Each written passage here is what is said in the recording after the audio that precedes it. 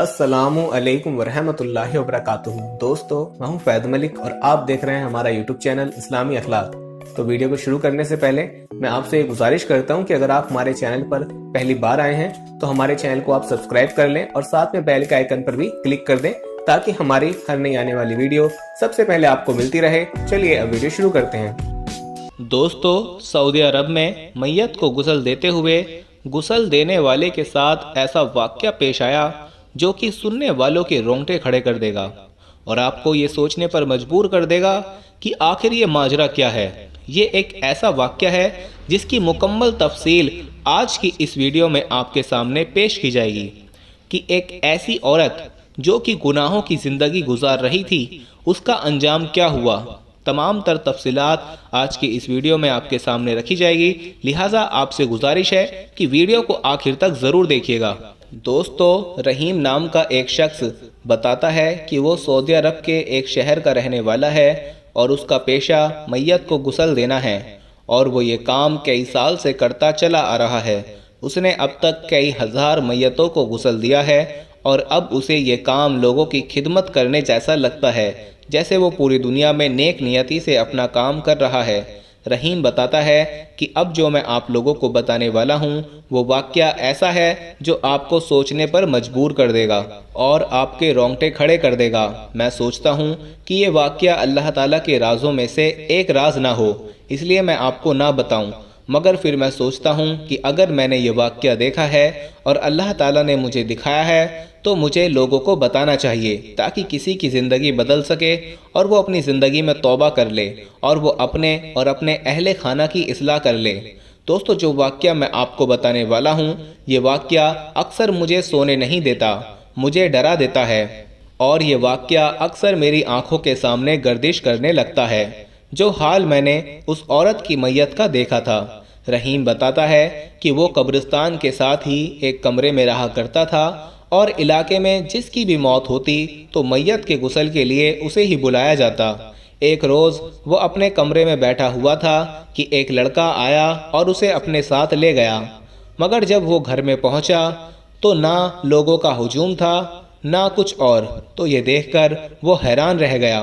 گھر پہنچ کر اسے خاتون ایک کمرے کی جانب لے گئی جہاں پر عورت کی لاش دیکھ کر اس کے پیروں تلے سے زمین نکل گئی اور پھر وہ حیران رہ گیا کہ عورت کے غسل کے لیے اسے کیوں بلایا گیا۔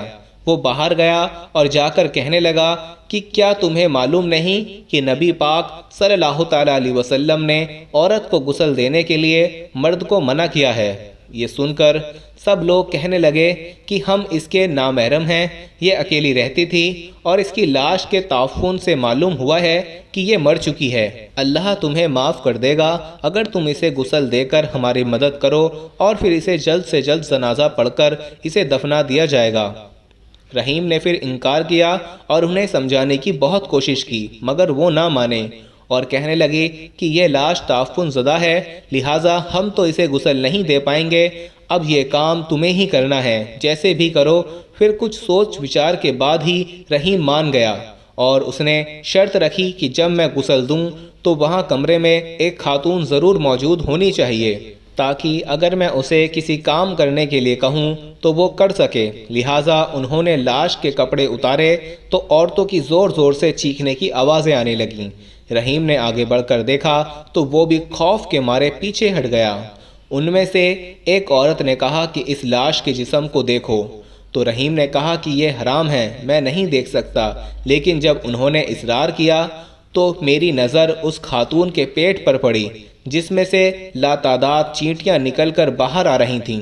وہ دونوں خواتین بھی پیچھے ہٹ گئیں کیونکہ اب چینٹیاں ان کے پاؤں پر چڑھنے لگی تھیں۔ انہوں نے کہا کہ اب ہم مزید تمہاری مدد نہیں کر سکتے، اب تمہیں اکیلے ہی غسل دینا پڑے گا۔ رحیم نے ہمت کر کے جلدی جلدی غسل دینا شروع کیا۔ چینٹیاں مسلسل اس کے پیٹ سے باہر ہی نکلتی جا رہی تھیں اور وہ جب بھی اس سوراخ کو بند کرنے کی کوشش کرتا تو چیٹیاں اور زیادہ تعداد میں باہر آنے لگتیں۔ اس نے غسل مکمل کیا اور جب جنازے کے بعد لاش کو دفنانے کے لیے قبرستان لے جایا گیا اور قبر میں اتارتے ہوئے بھی انہیں مشکل کا سامنا کرنا پڑا۔ رحیم بتاتا ہے کہ جب لاش کو قبر میں لیٹانے کے بعد اس کا چہرہ قبلہ رخ کرنے کی کوشش کی گئی تو وہ ہو ہی نہیں رہا تھا۔ وہ دوسری جانب پھر گیا اور پھر میں نے سیدھا کیا تو وہ پھر دوسری جانب پھر گیا۔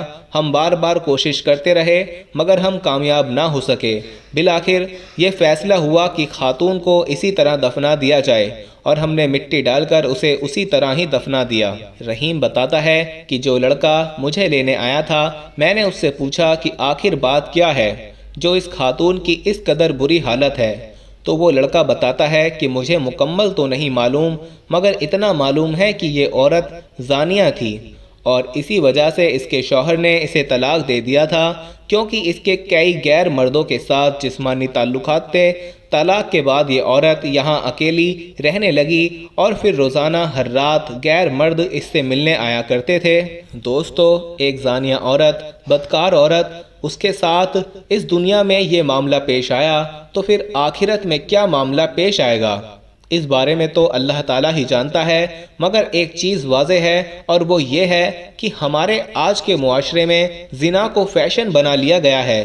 آپس میں دوستی اور پھر ایسی پارٹیوں کا انتخاب کیا جاتا ہے جہاں پر مرد اور خاتون موجود ہوتے ہیں اور پھر ان پارٹیوں کو فیشن کا نام دیا جاتا ہے، لیکن یہ گناہ کبیرہ ہے اور ایسا گناہ جس کا عذاب بہت دردناک ہے۔ لہٰذا ہم امید کرتے ہیں کہ ہمارے سب دیکھنے والے اس طرح کے واقعات سے عبرت پکڑیں گے اور اپنی اور اپنے اہل خانہ کی اصلاح ضرور کریں گے۔